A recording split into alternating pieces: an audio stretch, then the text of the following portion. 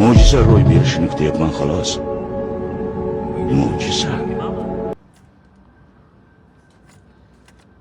Salafani qalinlik bo'lsa-da iltimos. Mana salafani chiqaraveraylik shuni. Urmay qol hammasini donalab o'tish kerak. Biz mana qilib turish kerak.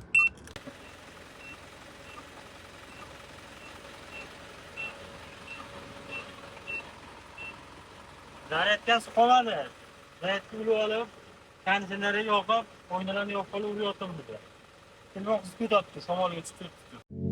Ishonuvchanligim yana menga pand berdi. Birinchi marta emas.